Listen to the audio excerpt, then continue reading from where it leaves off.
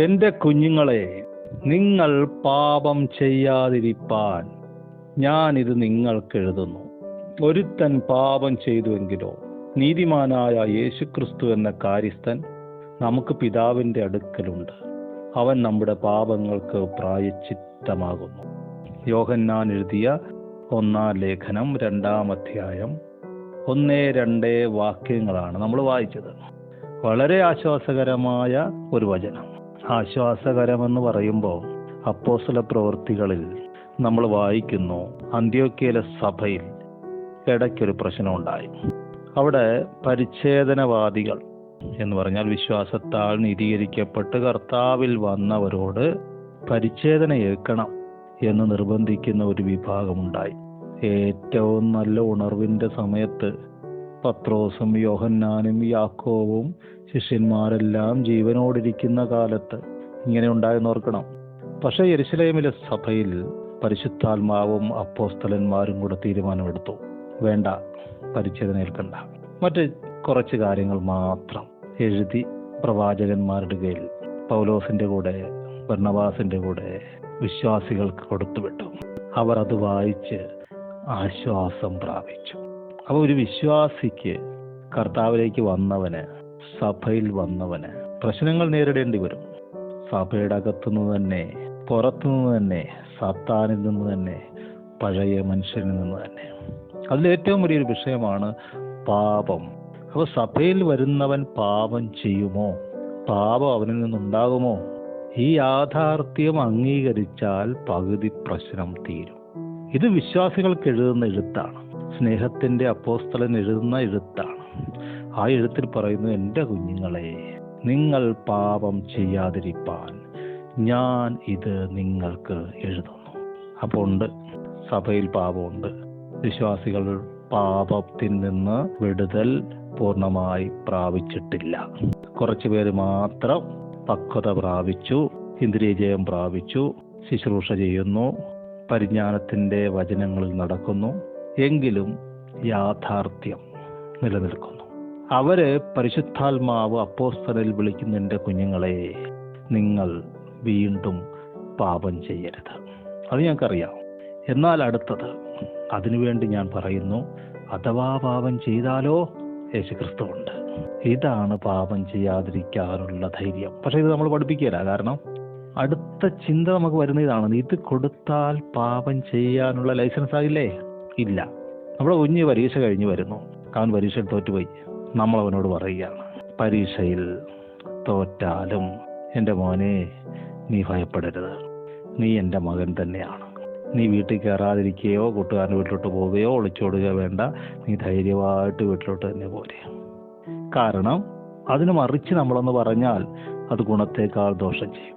2, അത് പറഞ്ഞതുകൊണ്ട് അവന് അടുത്ത പരീക്ഷയെ ആത്മവിശ്വാസത്തോടെ നേരിടാനുള്ള ധൈര്യമാണ് കൊടുക്കുന്നത്. ഒരു പാപം ചെയ്തു, ഒരു കുഴപ്പത്തിൽ ചാടി, പിന്നെ അവൻ സഭയെ വരുന്നില്ലെന്ന് പറഞ്ഞാൽ, കള്ളമുള്ളിൽ വെച്ചിട്ട് ഞങ്ങൾക്ക് അനുതാപം ആവശ്യമില്ല എന്ന് പറഞ്ഞ് സഭയിലിരിക്കുന്നവനേക്കാൾ നല്ലവനാണവൻ. ഒരു സഹോദരനെ ഒരിക്കൽ പ്രയറിന് വിളിച്ചു.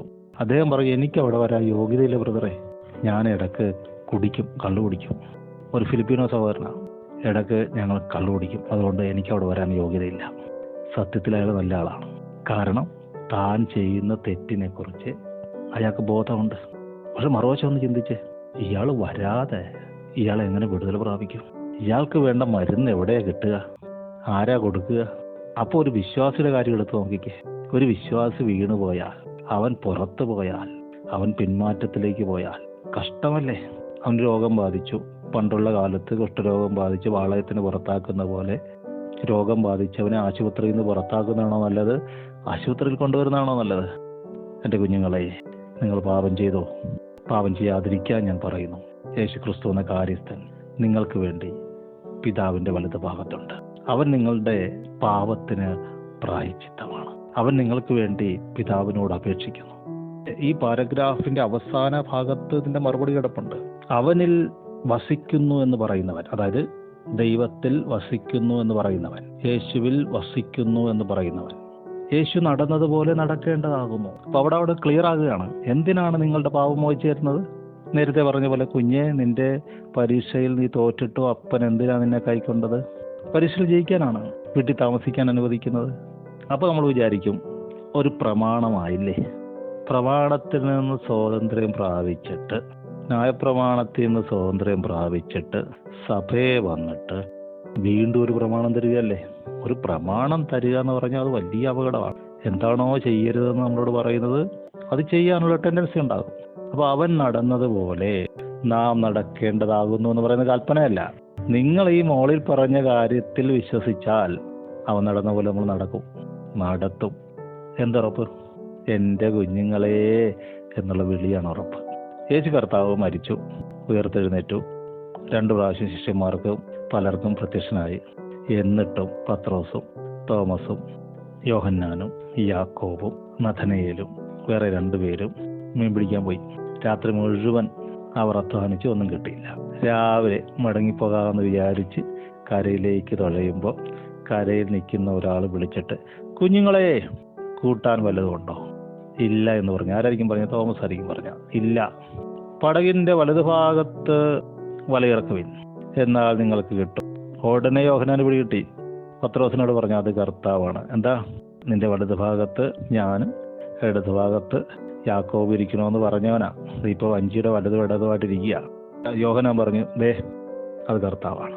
അത് കർത്താവാണെന്ന് കേട്ടപ്പോൾ താൻ നഗ്നനാകയാൽ പത്രോസ് വെള്ളത്തിൽ ചാടി. എന്ന് പറഞ്ഞാൽ, കർത്താവേ, നീ മരിക്കണേ, ഞാൻ കൂടെ മരിക്കുക എന്ന് പറഞ്ഞവനാ. ഇപ്പോൾ യേശു കർത്താവ് മരിച്ചു, ഉയർത്തെഴുന്നേറ്റു. ആ വാർത്ത ഇവർ കേട്ടു. എന്നിട്ടും ദേ, നിന്റെ കൂടെ മരിക്കാന്ന് പറഞ്ഞവൻ ഇപ്പോൾ ജീവിക്കാൻ വീണ്ടും പഴയ പണിക്ക് പോയിരിക്കുക. താൻ നഗ്നനാണ്, എന്നെ കയ്യോടെ വിളിച്ചു എന്ന് മനസ്സിലാക്കി ചാടി. ആ വിളി ശ്രദ്ധിച്ചോ കുഞ്ഞുങ്ങളെ? നമ്മൾ ദൈവത്തിന്റെ മക്കളാണ്.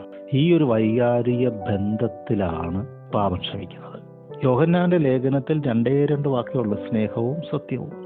സത്യം എന്ന് പറഞ്ഞാൽ അകത്തെ സത്യം. നമ്മൾ കള്ളന്മാരല്ല. പാപമുണ്ടായിരിക്കും, ബലഹീനത ഉണ്ടായിരിക്കും, പക്ഷെ കള്ളന്മാരല്ല. അതുകൊണ്ടാണല്ലോ നമുക്ക് കുറ്റബോധം ഉണ്ടാകുന്നത്. അതുകൊണ്ടാണല്ലോ നമ്മൾ നിലവിളിച്ച് പാപങ്ങളെ ഏറ്റുപറയുന്നത്. അതുകൊണ്ടാണല്ലോ കർത്താവെ, ഞങ്ങളെ ഈ പണിക്ക് കൊള്ളുകയെന്ന് പറയുന്നത്. അപ്പോൾ നമ്മൾ കള്ളന്മാരല്ല. 2, നമുക്ക് യേശു അപ്പനോട് സ്നേഹമുണ്ട്. അവൻ നമ്മളെ കുഞ്ഞുങ്ങളെ എന്നുള്ള വിളിച്ചാൽ അവിടെ നമ്മുടെ ഹൃദയകാഠിന്യം മാറുകയാണ്. നമ്മൾ അവൻ്റെ പക്ഷത്തേക്ക് വരികയാണ്. മറ്റെല്ലാവരേക്കാളും അധികം നമ്മൾ അവനെ സ്നേഹിക്കുകയാണ്. അവനതറിയാം. അതുകൊണ്ടാണ് അങ്ങനെ വിളിക്കുന്നത്. എൻ്റെ കുഞ്ഞുങ്ങളെ. പാപം ചെയ്തവരെ, പിന്മാറ്റക്കാരനെ ആര് വിളിക്കും ഇങ്ങനെ? യേശു മാത്രം. യേശു മാത്രം.